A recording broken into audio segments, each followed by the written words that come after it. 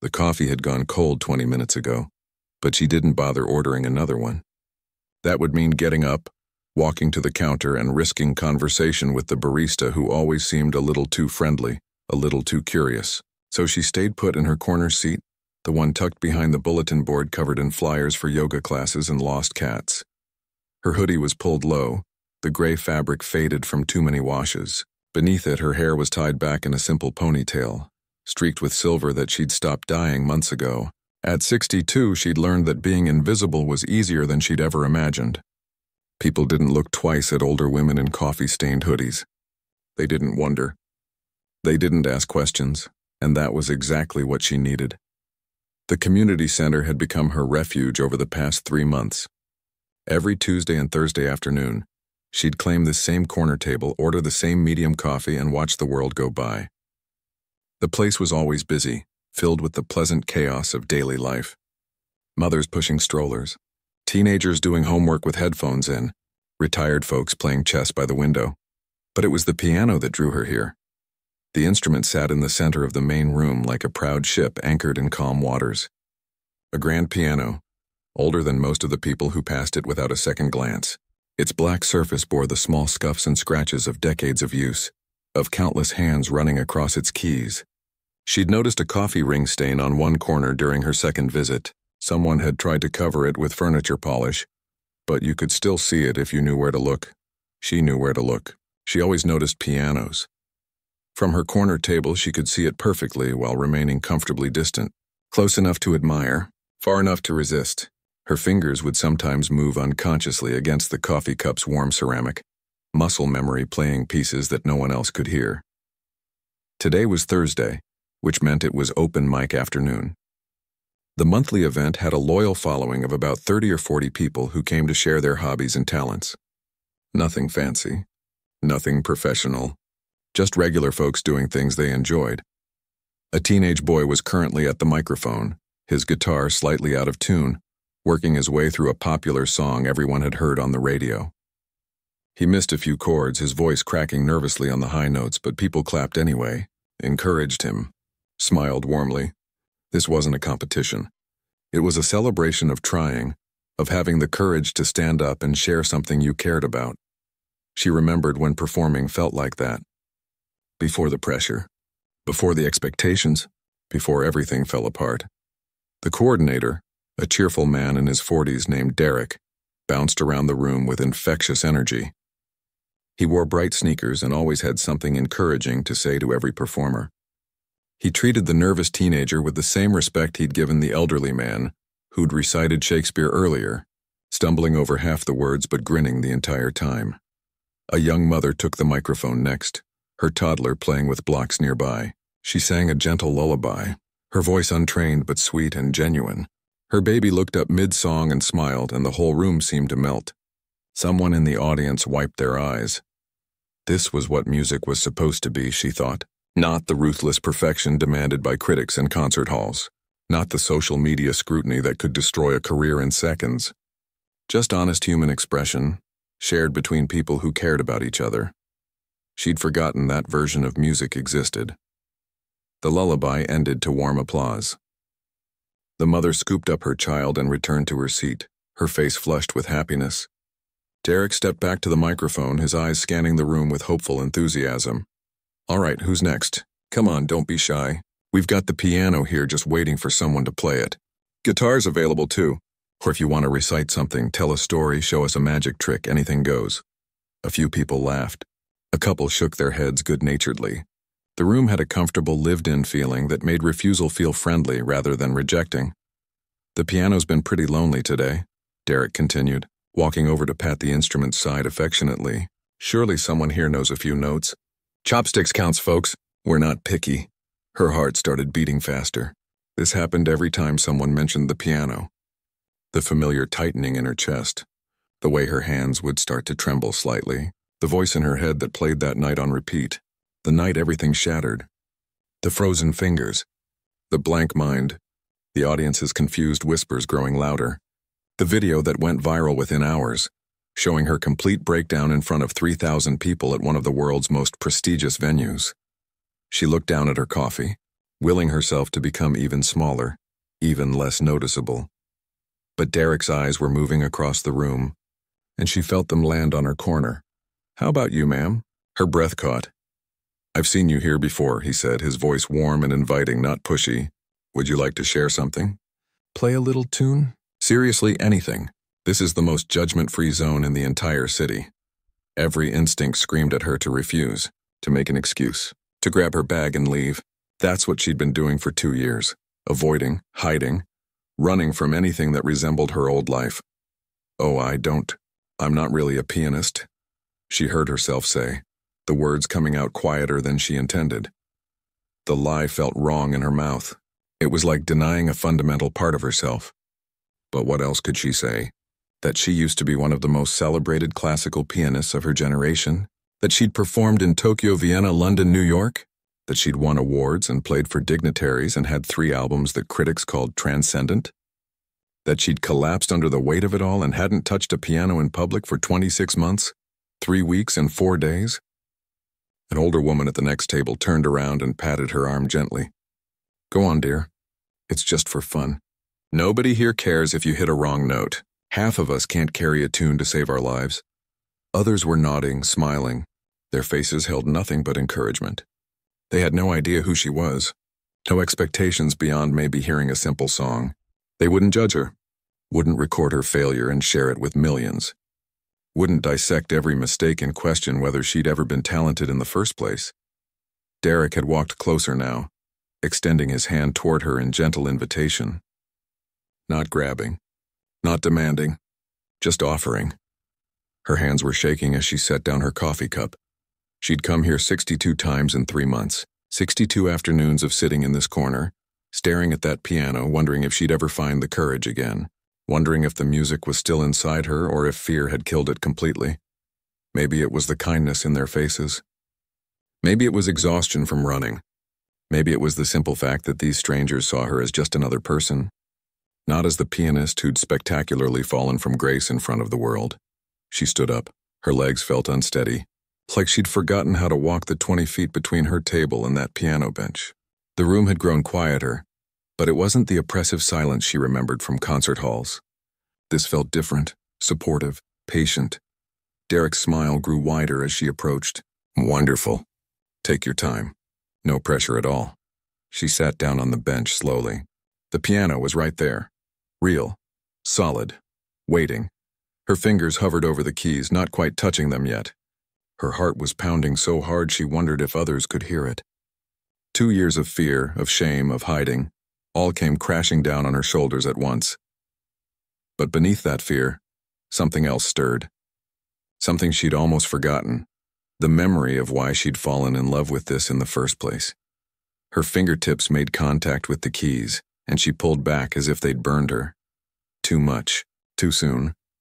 Derek noticed her hesitation but didn't say anything. He just stepped back a little, giving her space. The room remained quiet but not uncomfortably so. A few people shifted in their seats. Someone coughed softly. A baby cooed from somewhere near the back. Normal sounds. Human sounds. Nothing like the expectant silence of a concert hall where every breath felt amplified, every movement scrutinized. She looked down at her hands. These hands that had once been insured for $2 million. These hands that had moved across keyboards in 37 countries. These hands that had shaken so violently on that terrible night that she couldn't even find middle C. They were older now. The veins more visible, a few age spots she'd never noticed before. But they were still her hands. Still capable, still connected to something deep inside her that had never quite died, no matter how hard she'd tried to bury it. She placed them on the keys again. This time she didn't pull away. The piano was out of tune. Not terribly, but enough that she could hear it immediately. The middle register sat about a quarter tone flat. Someone had spilled something on the upper keys at some point, leaving a slight stickiness on F and G above high C. The bench wobbled just a bit when she shifted her weight. It was imperfect, flawed, real, and somehow that made it easier. She pressed down on middle C, letting the note ring out, not playing anything yet, just listening, feeling the vibration travel up through her fingers, her wrists, her arms, remembering what this felt like when it was simple, When she was 7 years old and her grandmother first showed her how to make sounds come alive, the note faded into silence. She played it again, then added E, then G. A C major chord. The first thing any piano student learns. The foundation of everything that comes after. Someone in the audience released a breath they'd been holding. She began with something simple. Something anyone might choose. Für Elise by Beethoven, the piece every beginner struggles through, that every intermediate player thinks they've mastered, that every advanced musician realizes is far more complex than it first appears. Her fingers moved through the opening melody, careful and controlled. She played it simply at first, like someone who'd learned it from a YouTube tutorial and practiced in their bedroom. Nothing fancy. Nothing that would draw too much attention, but even playing it simply, she couldn't help but make it sound right. Her dynamics were natural. Her phrasing made sense. The notes flowed the way water flows, finding the path of least resistance, moving where they needed to go. A woman in the third row sat up straighter, her head tilting slightly. She knew that look. The look of someone who played piano themselves. Who could tell the difference between someone pecking out notes and someone who actually understood what they were doing? She pushed that thought away and kept playing. The piece moved into its middle section. Slightly faster, more urgent. Her fingers remembered every note without thinking. Muscle memory built over 55 years of playing took over, and she found herself adding small touches she hadn't planned. A slight emphasis here, a gentle pulling back of tempo there. Nothing dramatic. Just honest musical choices that made the piece breathe. By the time she reached the return to the opening theme, something had shifted inside her. The fear was still there, humming in the background like static, but it had grown quieter. In its place, something else was emerging. Something warm and familiar and desperately missed. Joy. Actual, honest-to-God joy. She finished Für Elise in her hands, instead of lifting off the keys like she'd planned. Moved directly into another piece. Chopin's Nocturne in E-flat major. She hadn't decided to play it. Her fingers just went there, like coming home after a long journey. This piece was different, more exposed, more vulnerable. It required not just technical skill but emotional honesty. The melody needed to sing, needed to express things that words couldn't touch. She closed her eyes, and she let it sing. The room had gone completely silent now. Not the anticipatory silence from before, but something deeper. The silence of people holding their breath because they didn't want to miss a single note. The silence that meant something unexpected was happening. Her right hand carried the melody while her left hand provided a gentle, rolling accompaniment. The rhythm wasn't strict or mechanical. It flowed and pulled and stretched the way real emotions do, the way real moments feel when you're living inside them instead of watching from outside. She added jazz inflections to some of the phrases, bending notes in ways Chopin never wrote but somehow would have approved of. Making the piece her own. Having a conversation with the composer across 200 years, saying, "Yes, and what if we also tried this?" Tears were running down her face. She could feel them but didn't bother wiping them away. Her eyes stayed closed. If she opened them, she might remember where she was, might remember to be afraid, might stop. And she desperately didn't want to stop. The nocturne built to its gentle climax, the melody soaring over the accompaniment, then settled back down like a bird returning to its nest. She played the final measures with such tenderness that it felt like saying goodbye to a dear friend, knowing you'd see them again but savoring this particular moment of parting. The last note faded into silence. She kept her eyes closed, her hand still resting on the keys, feeling the slight vibration of the strings settling. No one was talking. No one was moving. For a brief, terrifying moment, she thought maybe she'd imagined the whole thing. Maybe she was still at her corner table, staring at the piano from across the room, and this was just another daydream about what might happen if she ever found the courage to play again. Then someone started clapping. Not the polite golf clap of people who felt obligated to show appreciation. Real applause. Enthusiastic and genuine. Others joined in immediately, the sound building and filling the room. She opened her eyes. Derek was standing a few feet away, his mouth slightly open, his phone in his hand. The friendly woman who'd encouraged her earlier had tears streaming down her face, clapping so hard her hands must have hurt. The teenage boy who'd played guitar earlier was staring at her like he'd just witnessed a magic trick, and couldn't figure out how it was done. A young woman, maybe 20 or 22, was holding up her phone. Recording. That old panic spiked through her chest. Recording meant internet. Internet meant viral. Viral meant everyone would know. Everyone would see. The comments would start. The comparisons to her old performances. The questions about where she'd been. The inevitable reminder of that night when she'd failed so publicly. So completely. She should stop. She should get up and leave right now before this got any worse. But her hands were still on the keys and the music wasn't done with her yet.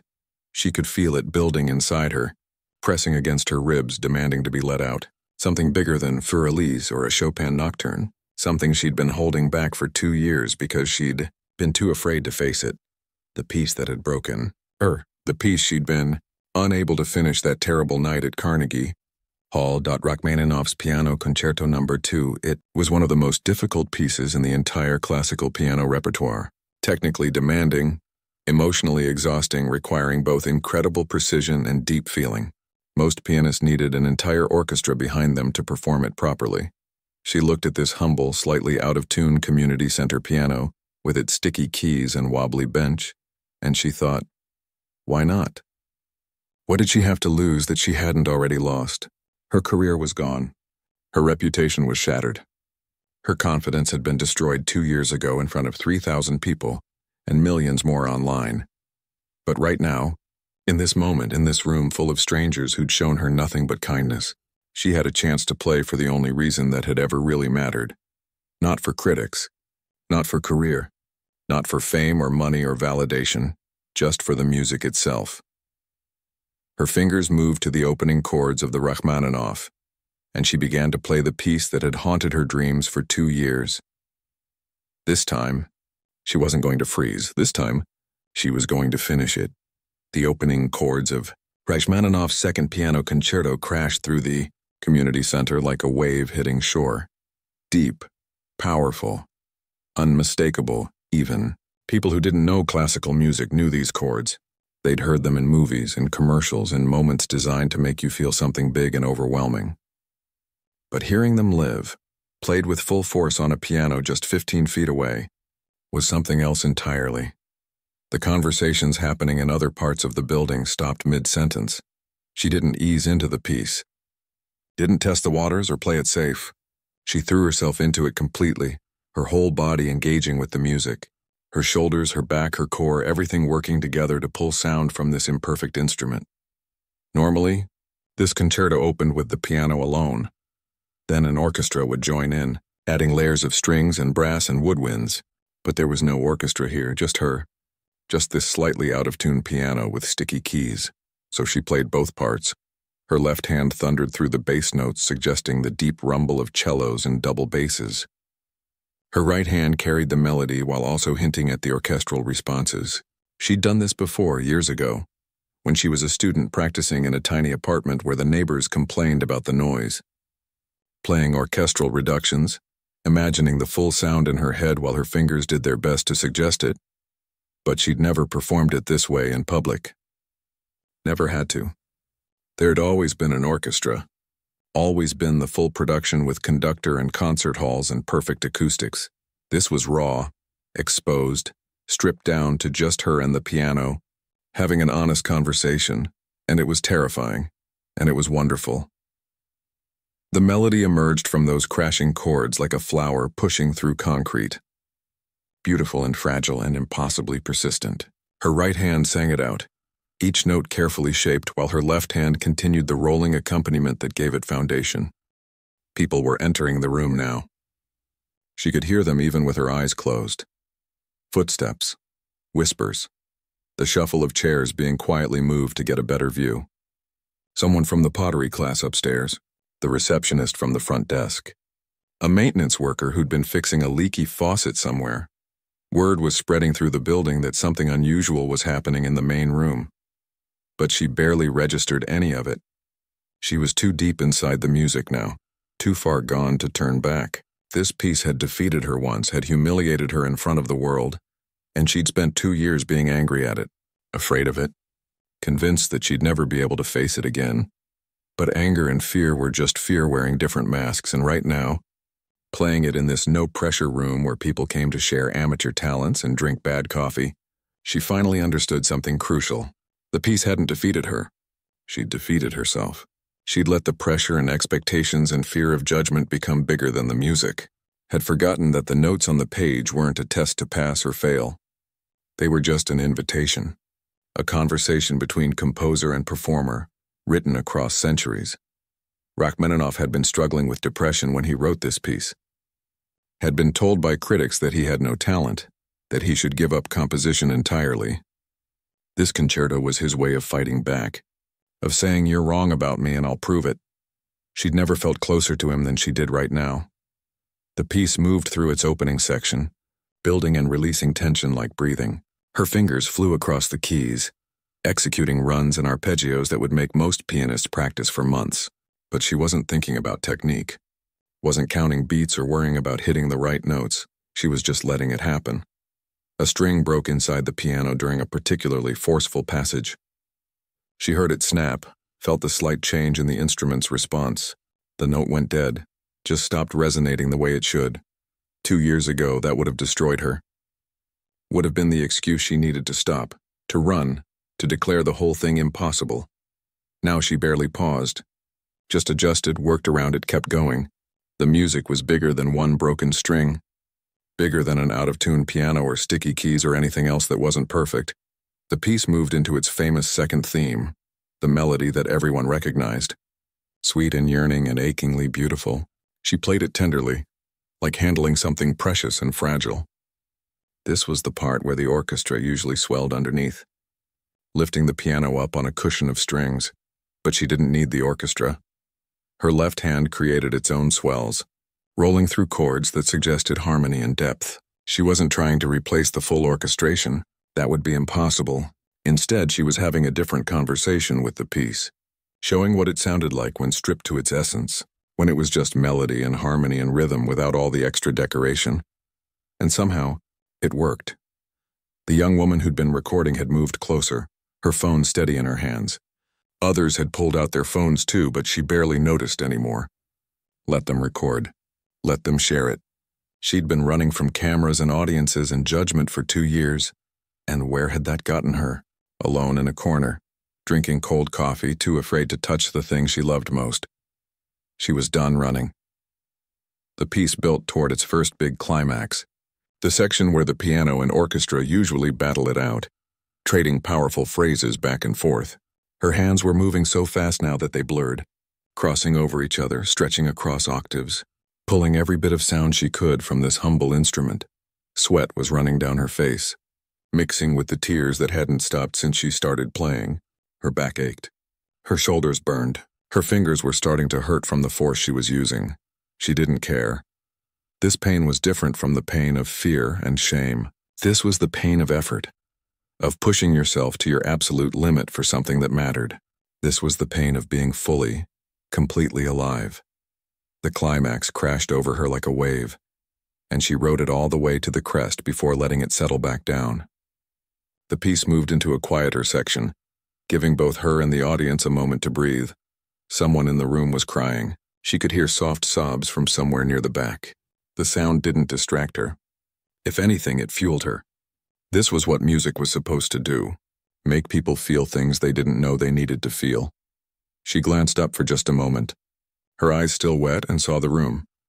There must have been 70 or 80 people now, packed into every available space, standing along the walls, sitting on the floor, crowding in the doorway, all of them completely silent except for that one person crying and someone else who'd given up trying to hide their tears and was just openly weeping. Derek stood near the back, his face pale, his phone screen illuminated. He was looking at something, then looking at her, then back at his phone. She saw his eyes widen with recognition. He knew. Someone had figured out who she was, had probably Googled Rachmaninoff piano woman and found the articles, found the videos from her glory days, found the footage of her breakdown, connected the dots. The old panic tried to surface, tried to make her stop, but her hands kept playing, because this wasn't about hiding anymore, wasn't about running from her past or pretending to be someone she wasn't. This was about reclaiming something that had been stolen from her. Not by critics or viral videos or cruel comments. Those were just symptoms. What had been stolen was her joy, her love of music for its own sake. The pure, simple pleasure of making sounds come alive and watching them affect people, and she was taking it back. The piece surged forward again, building toward its massive final section. She leaned into it, her entire body swaying with the force of the music, pulling sound from deep in her chest and sending it through her arms and out through her fingers into these keys. The piano couldn't handle everything she was asking of it. The tone was starting to get muddy in the bass. Another string sounded like it might go at any moment. The sticky keys were getting worse, fighting against her fingers. None of it mattered. She was going to finish this piece. In this room. On this piano. In front of these people who'd shown her kindness when she'd forgotten what that felt like, and nothing was going to stop her. The final movement of Rachmaninoff's concerto demanded everything she had left. Her arms ached from the sustained power required. Her fingers were burning. There was a sharp pain developing between her shoulder blades from the tension of leaning into the keyboard. She'd forgotten how physically demanding this piece was, how it asked you to give and give and give until you had nothing left, and then asked for more. At Carnegie Hall, this was where she'd frozen, right at this exact section, the part where the piano launches into a series of cascading arpeggios that sweep up and down the keyboard like wind rushing through trees. She'd reached this moment, looked down at her hands, and suddenly couldn't remember what came next. The notes that she'd played 1,000 times in practice just vanished from her mind. She'd sat there, fingers hovering over the keys, while 3,000 people waited in confused silence. The conductor had given her a cue, then another. The orchestra members had exchanged glances, and still she sat frozen, her mind completely blank, her hands shaking so badly she couldn't have played even if she'd remembered the notes. Eventually, she'd stood up and walked off stage. The video of that moment had been viewed 17 million times, but that was then. That was a different piano, a different room, a different version of herself. Right now, her fingers knew exactly what to do. They launched into those cascading arpeggios without hesitation, flying up and down the keyboard with the kind of confidence that only comes from muscle memory. So deep it lives in your bones. Her left hand provided the harmonic foundation while her right hand danced through the melody, the two working together like partners who'd been dancing for decades. The room had grown even more crowded. People were pressed shoulder to shoulder now. Someone had propped open the main doors and she could see faces peering in from the hallway. A couple of teenagers sat cross-legged on the floor near the piano, their eyes wide, completely transfixed. She poured every ounce of emotion into the keys, every disappointment, every moment of self-doubt. Every night she'd lain awake replaying her failure over and over, wondering if she'd ever be brave enough to try again. Every afternoon she'd sat in that corner table, staring at this piano from a safe distance, too terrified to even get close. All of it went into the music. But she also poured in other things. The kindness of strangers who'd encouraged her without knowing who she was. The simple joy of those amateur performers earlier, sharing their imperfect talents without shame. The quiet strength it had taken to show up here week after week, even when she wasn't ready to play. The slow, painful journey back to believing she might still have something worth sharing. The piece built and built, layers of complexity piling on top of each other. Technically, she was executing one of the most difficult passages in classical piano. But technique wasn't what people were responding to. They were responding to the raw honesty. You could hear her whole life story in those notes. The young girl who'd fallen in love with piano at 7. The teenager who'd practiced 8 hours a day because she couldn't imagine doing anything else. The young woman who'd won her first major competition and felt like she was flying. The rising star who'd toured the world and heard her name spoken with reverence. And the broken performer who'd collapsed under the weight of expectations and spent 2 years hiding in coffee shops, convinced she'd never play again. All of it was there. Every chapter, every triumph and every failure. The melody soared higher, her right hand reaching into the upper register where the notes rang out like bells. This was the moment in the concerto where the piano finally breaks free from everything holding it back, where it stops fighting and just lets go completely. She let go. Her whole body moved with the music now, swaying and leaning and putting her full weight behind certain chords. Her feet worked the pedals without conscious thought, sustaining notes, releasing them. creating spaces between sounds that were just as important as the sounds themselves. Someone's phone battery died with an audible beep, and they frantically tried to plug it in, not wanting to miss a second. Others had given up recording and were just watching, their phones forgotten in their hands or pockets. Some experiences couldn't be captured properly on video, had to be felt in person. This was one of those experiences. The elderly woman who'd encouraged her to play was clutching her chest, tears streaming down her weathered face.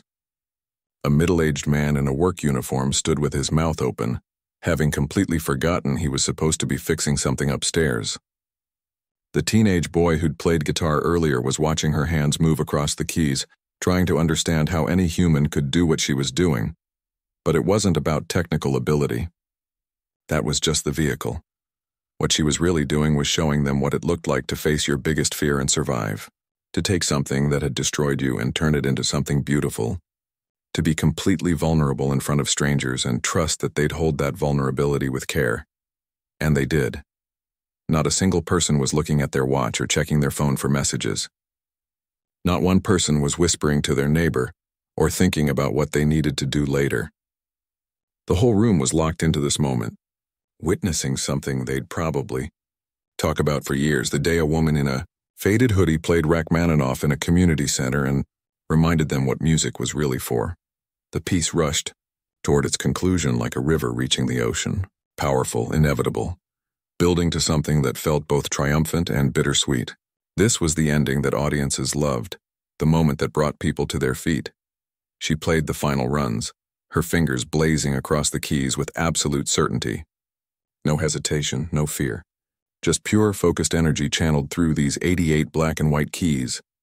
The crescendo built impossibly higher, louder, more intense. And then, with 3 final crashing chords that used every bit of strength left in her arms, it was over. The last chord rang out, vibrating through the piano soundboard, through the floor, through the bones of everyone in that room. She kept her hands on the keys, letting the sound fade naturally. Didn't lift them in a dramatic flourish. Just let the music finish on its own terms, the way it deserved. The silence that followed was absolute. For 3 full seconds, nobody moved. Nobody breathed. The moment hung suspended, perfect and fragile. Then the applause hit like thunder. People surged to their feet, clapping so hard their palms must have stung. The sound was overwhelming, bouncing off the walls, filling every corner of the room. Someone was whistling. Someone else was shouting, "Bravo!" Over and over.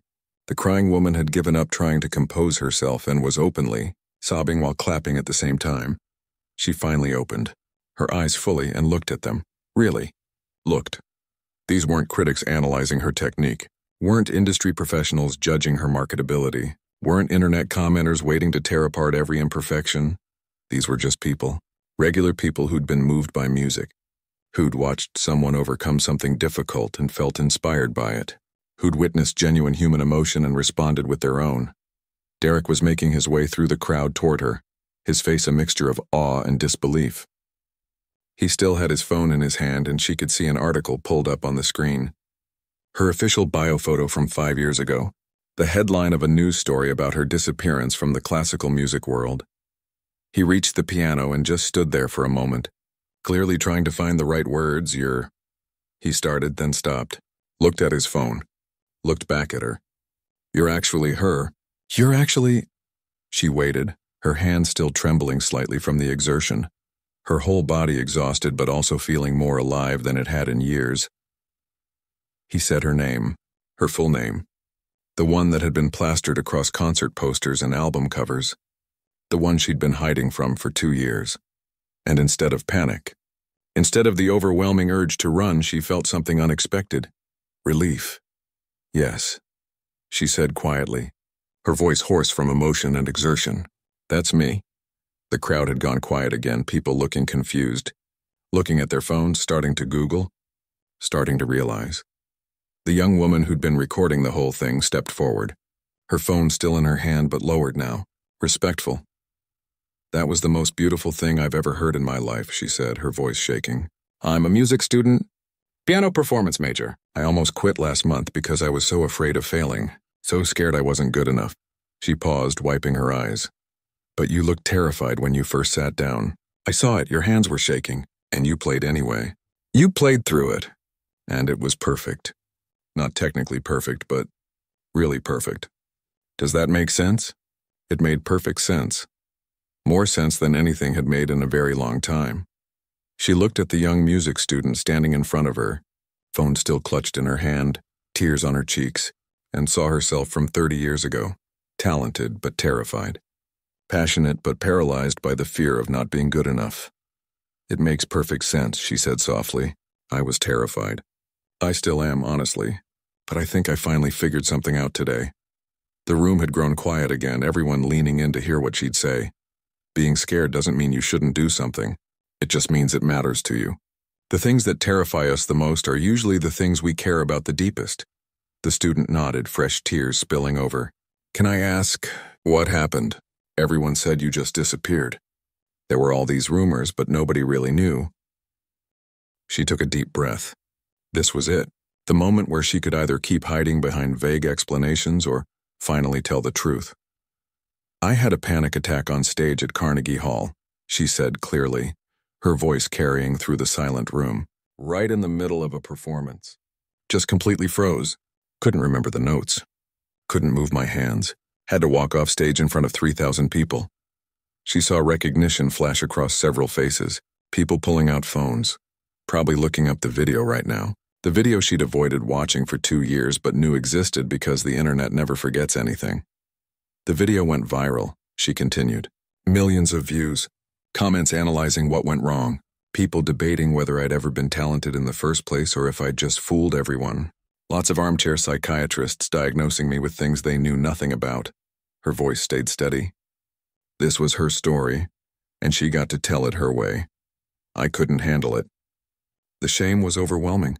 So I ran, quit performing, stopped returning calls from my agent, my fellow musicians, everyone, changed my phone number, moved to a new neighborhood, started dressing like this so nobody would recognize me.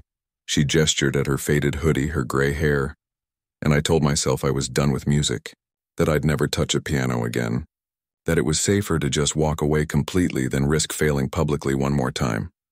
The maintenance worker spoke up from the back, his voice gruff but kind. So what changed? What made you play today? She looked around the room, at all these strangers who'd somehow become witnesses to her comeback. You all did, she said simply, coming here, watching people share their talents without perfection or pretense. That teenager playing guitar with his voice cracking, the woman singing lullabies to her baby, that man reciting Shakespeare and forgetting half the words but smiling the whole time. She felt her throat tighten with emotion. You all reminded me what music is actually supposed to be. Not a performance to be judged. Not a career to be built, just human expression, connection, joy. I'd forgotten that. Got so caught up in being perfect that I forgot why I fell in love with piano in the first place. Derek stepped closer, his expression thoughtful. So what happens now? Are you going to perform again? Professionally, I mean? The question hung in the air. 24 hours ago, she would have said absolutely not. Would have felt her chest tighten at the mere suggestion. Would have made excuses about her age, her hands, her nerves, anything to avoid facing that possibility. But right now, with her fingers still buzzing from playing, with the memory of those final chords still ringing in her ears, with these people looking at her like she'd just given them something precious. I don't know, she admitted. The thought still scares me. The big concert halls, the reviews, the pressure. I'm not sure I'll ever be ready for that again. She looked at the piano, this humble instrument that had helped her find her way back. But maybe I don't need to go back to that. Maybe there are other ways to share music. Smaller ways, more meaningful ways. An idea was forming in her mind. Something she hadn't planned. Something that felt right in a way that touring and recording and chasing acclaim never quite had. Derek, she said, turning to face him directly. Would it be okay if I came back? Not just to watch, to teach. Free lessons for anyone who wants to learn. Especially people who think they're not good enough or it's too late to start. His face lit up. Are you serious? That would be incredible. We have a music program, but it's pretty basic. Having someone of your caliber here. Don't, she interrupted gently. Don't talk about my credentials or my past career. If I do this, I want to do it as just another person who loves music. Someone who messed up spectacularly and is trying to find her way back. That's all, he nodded, understanding. Deal. You're just someone who plays piano and wants to share it. That's perfect for us." The young student who'd been recording stepped forward again. "I hate to tell you this, but I posted the video while you were still playing. It's already been shared like 200 times. The old panic tried to surface, posted, shared, going viral again. But then she remembered something important. "Can I see it?" she asked. The student handed over her phone, nervous. "I'm sorry. I should have asked first. I can take it down if you want." She watched the video. It was shaky in places, the angle wasn't great, but you could hear the music clearly. More importantly, you could see her face. The tears. The emotion. The complete vulnerability of someone playing not for approval, but for survival. And the comments were already rolling. But they weren't what she expected. "This made me cry," one said. "I gave up piano 5 years ago. Watching this makes me want to start again. Who is this woman? This is the most beautiful thing I've ever heard. That's the pianist who had the breakdown at Carnegie Hall. Oh my God, she's playing again. I was there that night when she froze. Seeing this now, I'm so glad she didn't give up. She kept scrolling, bracing for cruelty, for mockery, for the kind of vicious comments that had driven her into hiding. They were there, scattered among the supportive ones. Of course they were. The internet always had room for cruelty, but they were drowned out by something else. By people sharing their own stories of failure and comeback. By musicians talking about performance anxiety. By complete strangers saying that watching her play had inspired them to try something they'd been too afraid to attempt. One comment made her stop scrolling. This is what courage looks like. Not the absence of fear, but doing the thing that terrifies you anyway. Thank you for showing us. She handed the phone back, her hands shaking slightly, but not from fear this time. Don't take it down, she said. Let people see it. Maybe it'll help someone else who's hiding from the thing they love. The student grinned, relieved. It's going to get bigger. Like millions of views bigger. Are you ready for that? Was she? 2 years ago, millions of views had destroyed her. Had made her feel exposed and judged and fundamentally broken. But that was when she was trying to be perfect. Trying to maintain an image. Trying to never show weakness or fear or humanity. This video showed all of those things. Her fear, her tears. Her imperfect performance on an out-of-tune piano with a broken string. Her real messy human self, and people were responding not despite those imperfections but because of them. I think so, she said, or at least I'm willing to try. Over the next 3 weeks, the video did exactly what the student predicted. 5 million views, then 10, then 20. News outlets picked it up. Classical music blogs analyzed it. Her old colleagues reached out, some apologetic for not supporting her better after her breakdown. Others just excited she was playing again. She ignored most of the noise and focused on what mattered. Every Tuesday and Thursday afternoon, she showed up at the community center. Not in a hoodie anymore, just as herself. And she taught piano to anyone who wanted to learn. A 70-year-old man who'd always dreamed of playing but thought he was too old. A single mother who needed an hour away from her stress. 3 teenagers from the local high school. The music student who'd recorded the video. Even Derek, who admitted he couldn't read music but loved how piano sounded. She taught them technique, yes. But more importantly, she taught them that music wasn't about perfection. It was about honesty. About expressing things you couldn't say with words. About being brave enough to make sounds in a world that often felt too quiet or too loud, but rarely just right. And once a month, on open mic afternoon, she played. Not Rachmaninoff every time. Sometimes Chopin. Sometimes jazz standards. Sometimes she'd accompany the teenager on guitar, or the woman singing lullabies. 3 months after her viral video, a concert promoter contacted her about performing at a major venue. A comeback tour. Big stages. Full orchestra. The works. She thought about it for exactly 1 day before declining, not because she was afraid. But because she'd finally found something better. She'd found her way back to music on her own terms. And that was worth more than any concert hall applause could ever be. On a quiet Thursday afternoon, 6 months after that first performance, she sat at the community center piano with her students gathered around. The youngest was 8. The oldest was 73. Okay, she said, smiling at their eager faces. Today we're going to learn something important. Music isn't about playing all the right notes. It's about playing your notes honestly. Even the mistakes can be beautiful if they're genuinely yours. She placed her hands on the keys. These hands that had once been insured for millions, that had frozen in front of thousands, that had found their way back through kindness and courage. Let me show you what I mean. And she began to play.